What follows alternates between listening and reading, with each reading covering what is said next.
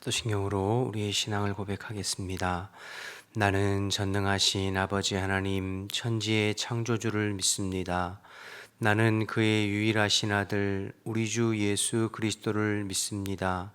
그는 성령으로 잉태되어 동정녀 마리아에게서 나시고 본디오 빌라도에게 고난을 받아 십자가에 못 박혀 죽으시고 장사된 지 사흘 만에 죽은 자 가운데서 다시 살아나셨으며 하늘에 오르시어 전능하신 아버지 하나님 우편에 앉아 계시다가 거기로부터 살아있는 자와 죽은 자를 심판하러 오십니다. 나는 성령을 믿으며 거룩한 공교회와 성도의 교제와 죄를 용서받는 것과 몸의 부활과 영생을 믿습니다. 아멘. 찬송가 310장 찬양하겠습니다. 찬송가 310장 찬양하겠습니다. 310장입니다. 하나님의 은혜로 있을 데 없는 자 왜 구속하여 주는지 난 알 수 없도다.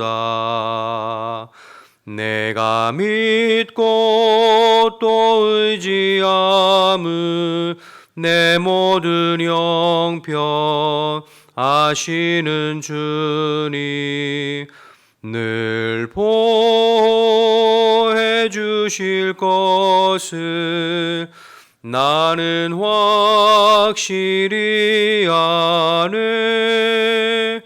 왜 내게 굳센 믿음과 또 복음 주셔서 내 마음이 항상 편한지 난 알 수 없도다.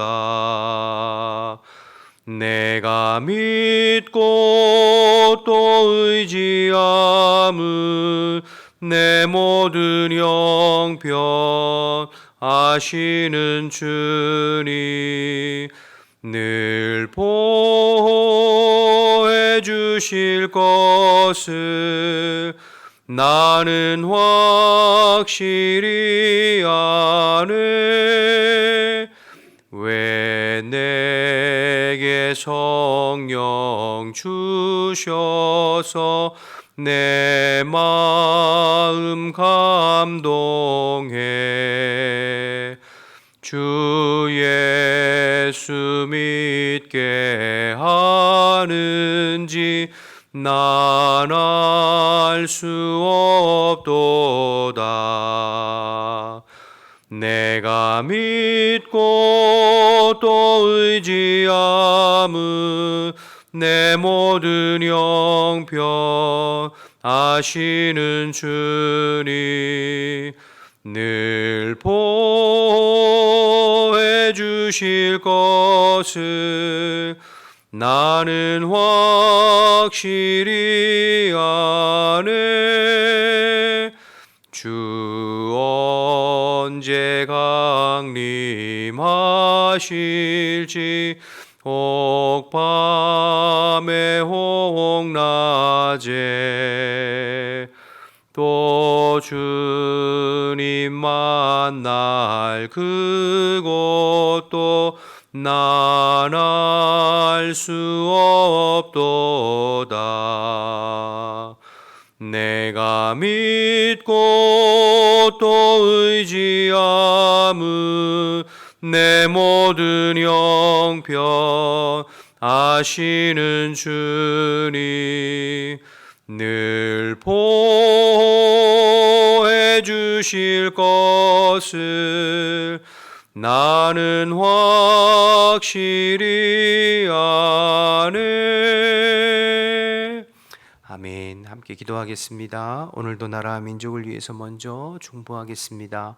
이 나라 대한민국을 오늘도 하나님의 능력의 손으로 붙들어 주시어서 하나님만을 힘으로 삼고 하나님 기뻐하시는 방향으로 이끌려져 갈 수 있도록 대통령과 모든 위정자들에게 하나님 경외하는 마음을 허락해 주시고 이 땅이 하나님의 공법이 물같이 정의가 하수같이 흐르는 대한민국이 되어서 주님 오실 때까지 복음의 사명 끝까지 감당하도록 기도해 주시고, 교회를 위해서 기도할 때 오늘도 그리스도께서 우리 모든 성도들을 다스려 주시어서 어느 곳에 있든지 늘 성령 안에 깨어서 주님의 말씀에 또 반응하고 순종하고 주님과 동행하는 성도들이 되고, 영과 육을 강건하게 붙잡아 주시어서 주님이 함께 하시는 우리 성도들의 하루가 될 수 있도록 기도해 주시고, 오늘은 태국의 서용석 이인규 선교사님을 위해서 기도할 때 농큐 교회 사역 가운데 영적 부흥의 역사가 일어나고 4월부터 시작된 메사이 신학교 기숙사 건축 과정을 하나님의 은혜 가운데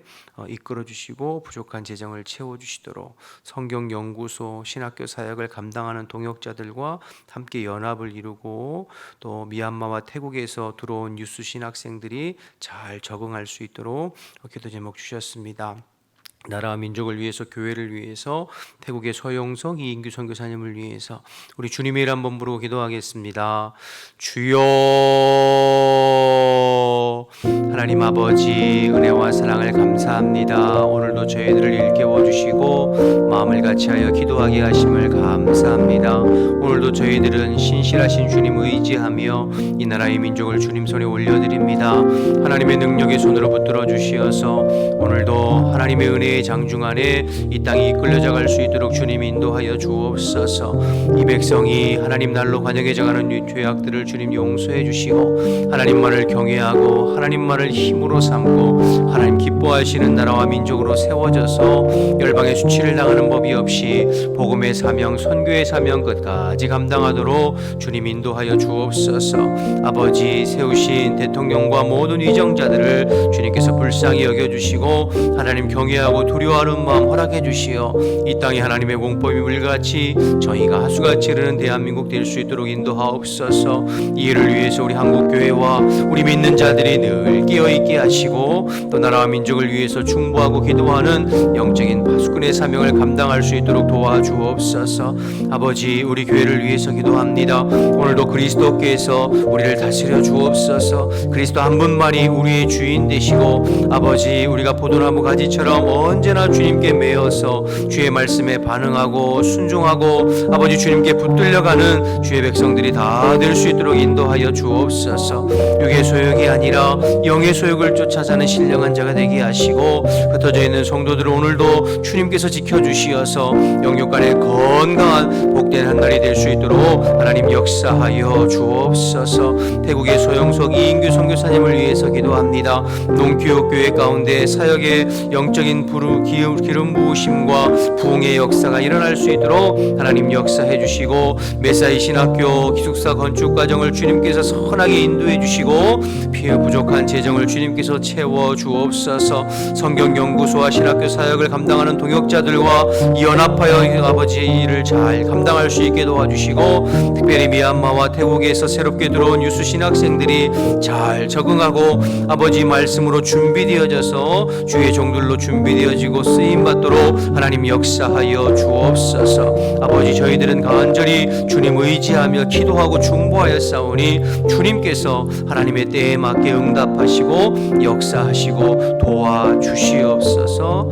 아버지 감사합니다. 하나님 감사합니다. 오늘도 한결같이 저희들에게 새날 주시고 또 건강 허락해 주시어서 현장에서 가정에서 새벽을 깨우며 예배할 수 있는 마음 주셔서 감사합니다.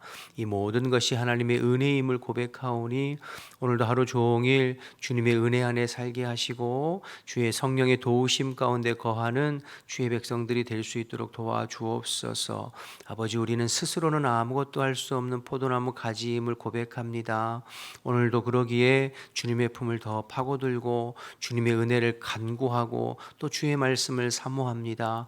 우리에게 주의 성령을 물붓듯 부어주시어서 오늘도 내 힘이 아니라 주님이 공급하시는 힘과 능력으로 승리하는 복된 하루가 될 수 있도록 도와주옵소서.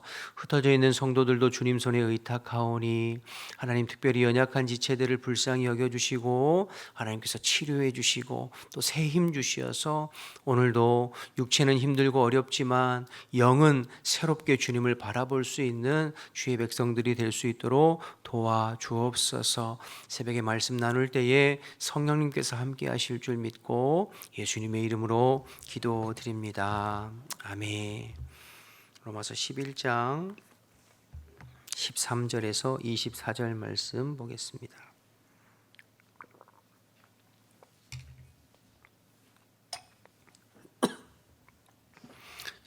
로마서 11장 13절에서 24절입니다. 내가 이방인인 너희에게 말하노라. 내가 이방인의 사도인 만큼 내 직분을 영광스럽게 여기노니 이는 혹 내 골육을 아무쪼록 시기하게 하여 그들 중에서 얼마를 구원하려 함이라. 그들을 버리는 것이 세상의 화목이 되거든 그 받아들이는 것이 죽은 자 가운데서 살아나는 것이 아니면 무엇이리요. 제사하는 처음 익은 곡식가루가 거룩한즉 떡덩이도 그러하고 뿌리가 거룩한즉 가지도 그러하니라. 또한 가지 얼마가 꺾이었는데 돌 감람나무인 내가 그들 중에 접붙임이 되어 참 감람나무 뿌리에 진액을 함께 받는 자가 되었은즉 그 가지들을 향하여 자랑하지 말라.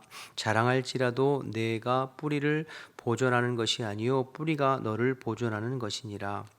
그런즉 내 말이 가지들이 꺾인 것은 나로 접붙임을 받게 하려 함이라 하리니 옳도다. 그들은 믿지 아니하였으므로 꺾이고 너는 믿었으므로 섰느니라.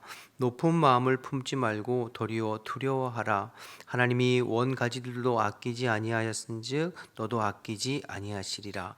그러므로 하나님의 인자하심과 준엄하심을 보라.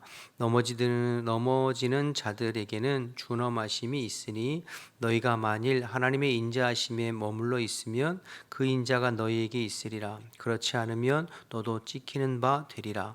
그들도 믿지 아니하는데 머무르지 아니하면 접붙임을 받으리니 이는 그들을 접붙이실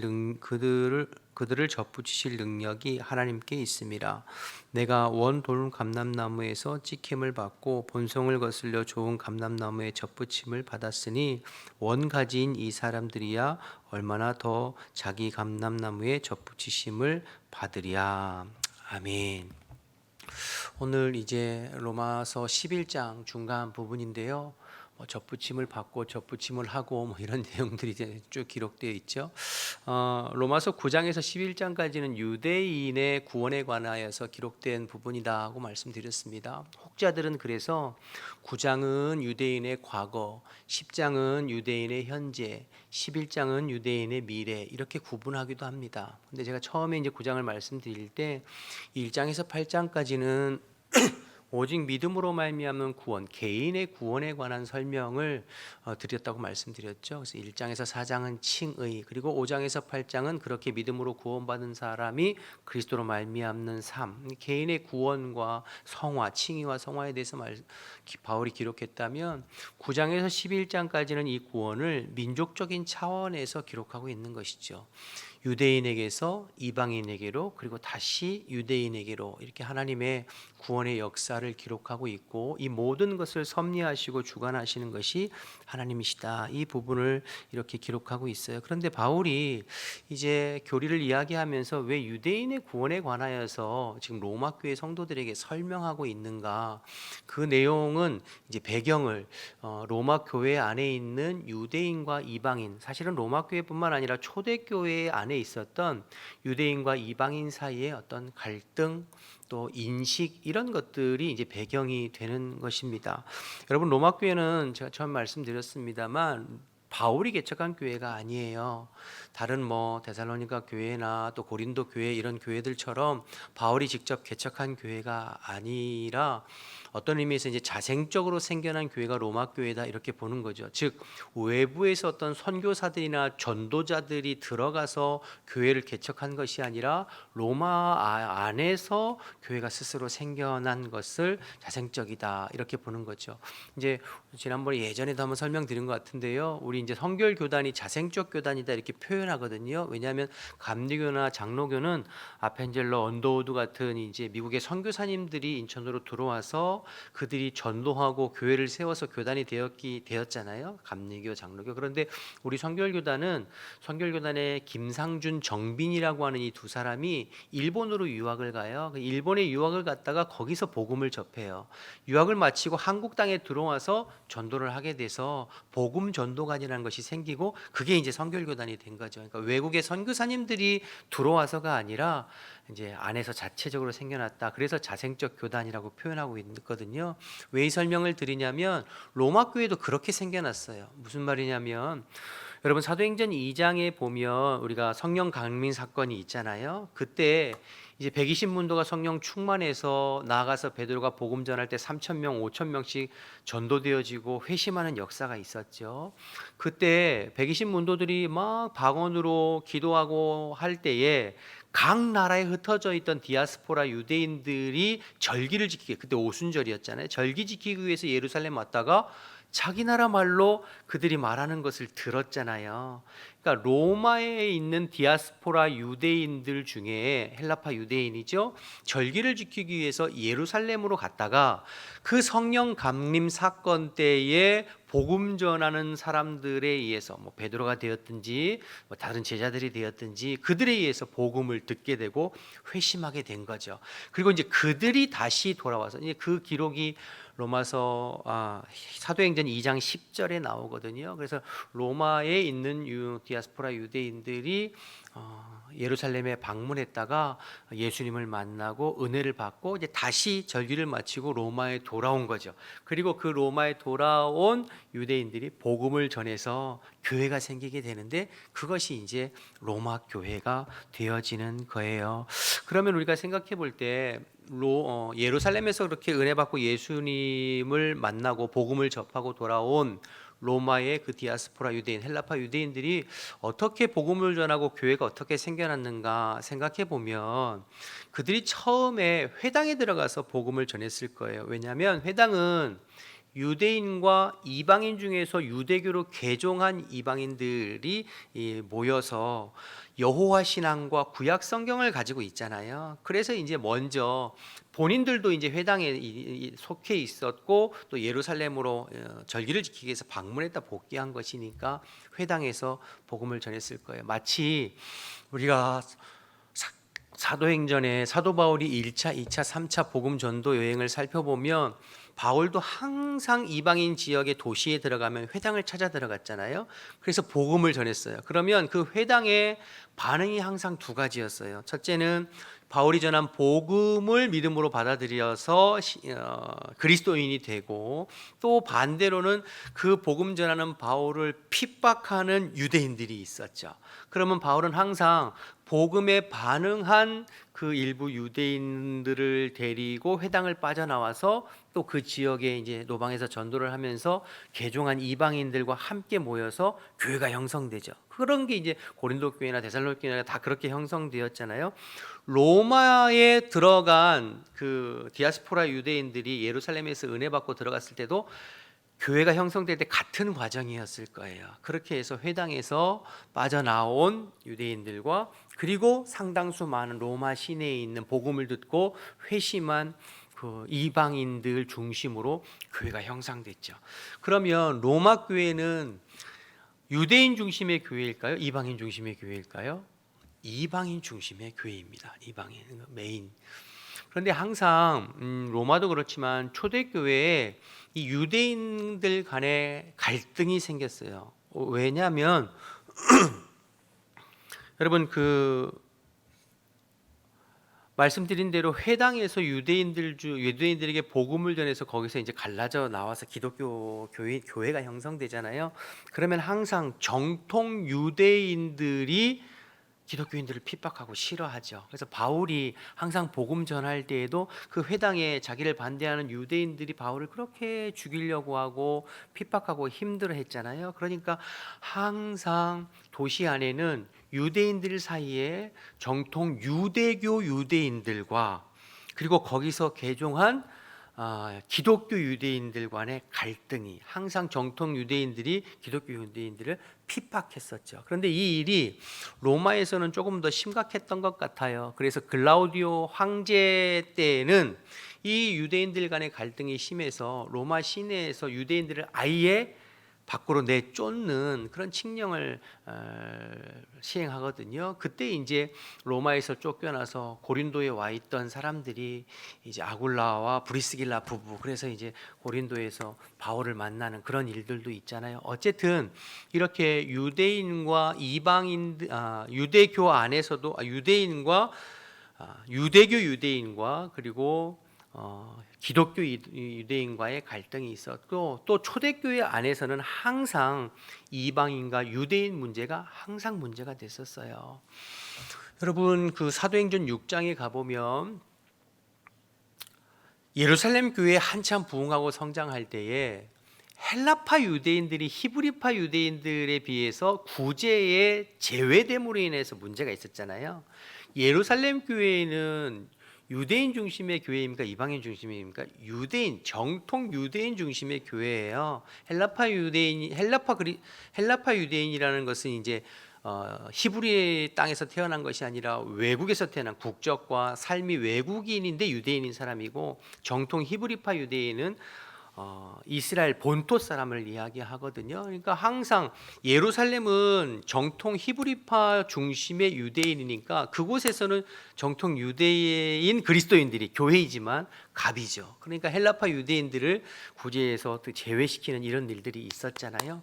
반대로 그러면 로마 교회 안에서는 누가 중심일까요? 이방인들이 이제 중심인 거죠. 그리고 정통 유대인들이 어떻게 보면 그리고 항상 유대교 유대인들이 기독교인들을 핍박했으니까, 그러니까 로마 교회 성도들 입장에서는 유대인들에 대한 인식이 좋지 않은 거죠. 그리고 그들은 복음을 받아들이지 않고 그리스도를 핍박하고 있는 상황들이 대부분이니까요.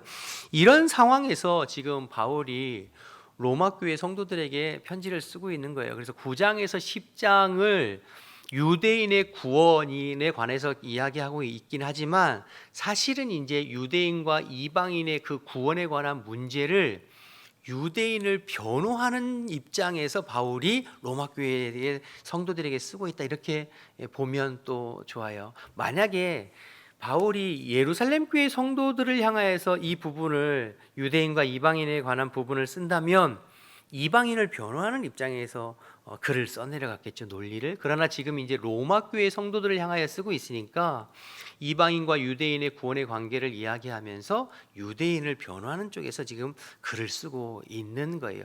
결국에는 핵심은 유대인이든 이방인이든 오직 믿음으로 구원받는다.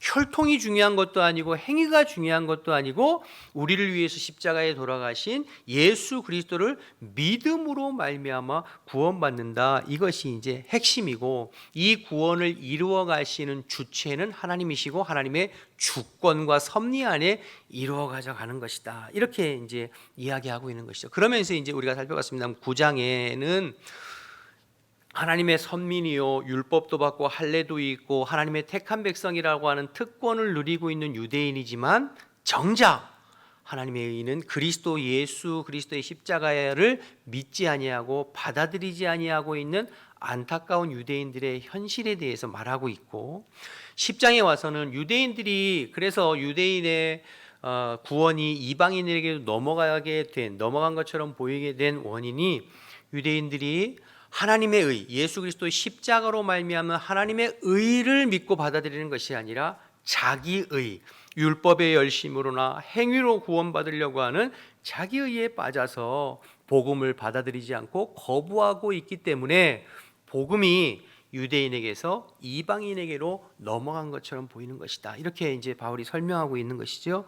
그러면 11장에 와서 그럼 유대인들은 영영 버림받은 것이고 끝나는 것이냐? 그게 아니라는 것을 바울이 지금 또 변론하고 있는 거예요. 그러면서 이제 세 가지 특별히 세 가지 차원에서 이야기하는데, 첫째, 유대인들 중에 남은 자들이 있다. 어제 새벽 본문이죠. 그래서 엘리야 시대에 바알에게 무릎 꿇지 않은 7천 명이 남아 있듯이 지금도 대부분의 유대인들은 복음을 거부하고 예수님을 믿지 않지만, 그러나 그 중에서도 남은 자들이 있다. 지금도 예수 그리스도의 복음을 받아들이는 유대인들이 있다. 대표적인 사람이 누구예요? 바울 자신이잖아요.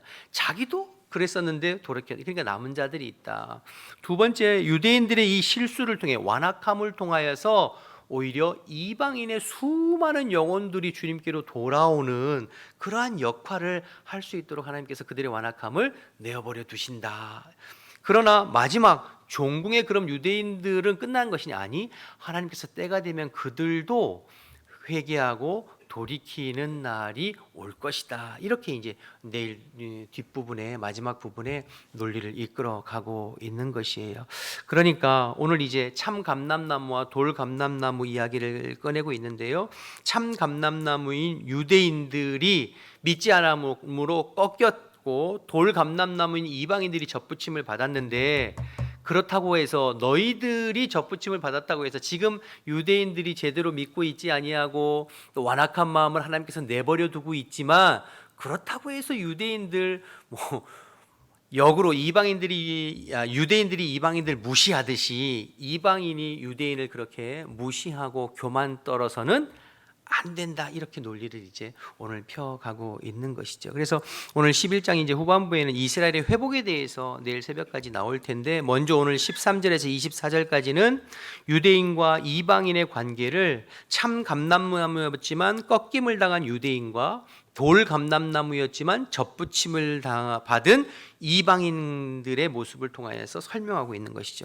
17절을 한번 보시면, 17절에 또한 가지의 얼마가 꺾였는데, 유대인들을 말하는 것이죠. 택함을 받았지만 복음을 받아들이지 않고 믿지 않는 유대인들, 그래서 꺾임 받은 유대인들.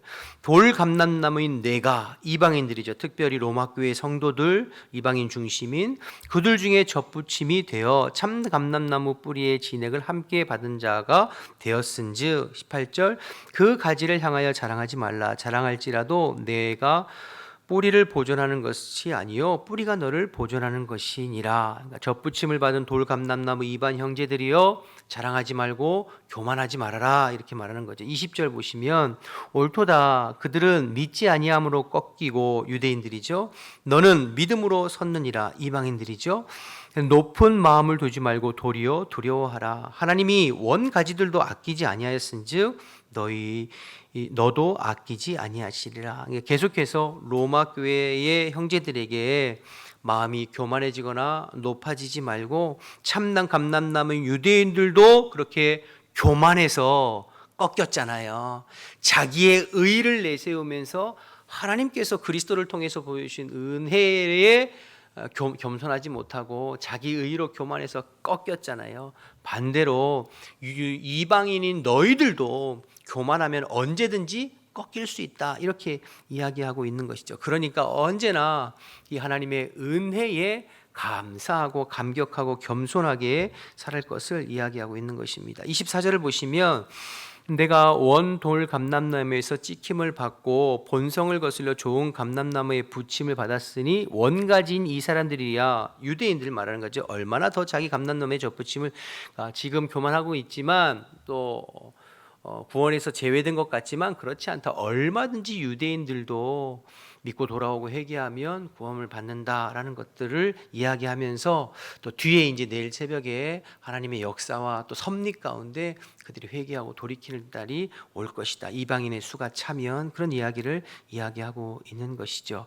오늘 이제 이 말씀을 통해서 유대인들의 어떤 그 믿지 않는 모습을 통하여서 이방인들 형제들이여, 너희들이 마음에 교만하거나 마음이 높아지지 말고 언제나 겸손하게 신앙생활 할 것을 바울이 지금 로마 교회 성도들에게 이야기하고 있는 것이죠.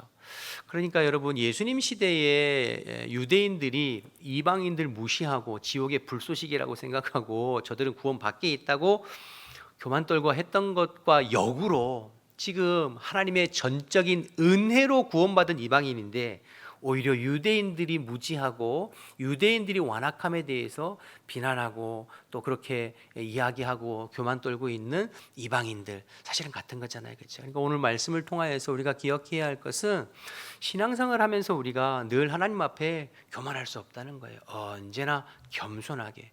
사실은 우리가 깨닫고 나면, 하나님의 은혜를 깊이 경험하고 깨닫고 나면 교만할 수 없어요. 그러니까 신앙이 연륜이 더해가면 더해갈수록, 우리의 믿음이 깊어지면 깊어질수록, 하나님의 뜻과 하나님의 은혜에 대해서 내가 더 깊이 깨달으면 깨달을수록 우린 교만할 수 없어요.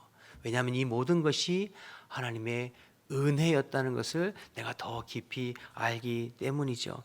그런데 가끔 보면 신앙생활하면서 교만한 사람들이 있거든요. 그건 뭔가 지금 신앙이 잘못되고 있는 거예요. 내가 구원받은 것도, 내게 직분 주신 것도, 내게 사명 주신 것도, 내가 봉사하고 헌신하는 것도 다 하나님의 은혜예요. 은혜. 근데 이제 이 은혜를 알지 못하면, 이 은혜가 식어지면 불평하고 원망하고 교만하게 되는 거죠.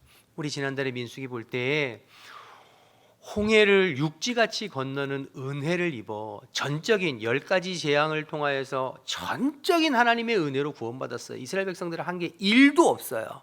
그래서 홍해를 육지같이 건너서 구원받았는데 그 백성이 광야 생활하면서 얼마나 원망하고 불평했습니까? 그 은혜 잊어버리고. 근데 우리가 유대인들을 보면, 이스라엘 백성들을 보면서 근데 사실 우리가 그렇거든요. 우리가 전적인 은혜로 세상에서 부름받아 구원받은 하나님의 백성이 되었음에도 불구하고 그 은혜를 잊어버리면, 조금만 저기 하면 교만하고 불평하고 원망하고 지체들끼리 비난하고 믿지 않는 사람들을 정죄하고, 그런 모습들이 우리에게는 있지는 않은가. 그러니까 여러분, 우리가 항상 신앙이 바르는 신앙인가, 건강한 신앙인가, 그렇지 않은가는 그 사람의 태도와 입술의 고백을 보면 돼요. 항상 건강한 신앙은 겸손하게 자기를 낮추고 늘 감사해요. 찬송하고. 그러나 뭔가 신앙이 지금 잘못되어 삐뚤어진 사람은 마음이 항상 교만해요. 그리고 늘 불평하고 원망해요. 자기 주변에 대해서. 그러니까 여러분 스스로 한번 생각해 보세요. 나는 지금 건강하게 신앙생활하고 있는가, 그렇지 않은가. 우리 찬양했잖아요. 310장. 하나님의 은혜로 이 쓸데없는 자 왜 구속하여 주는지 난 알 수 없도다.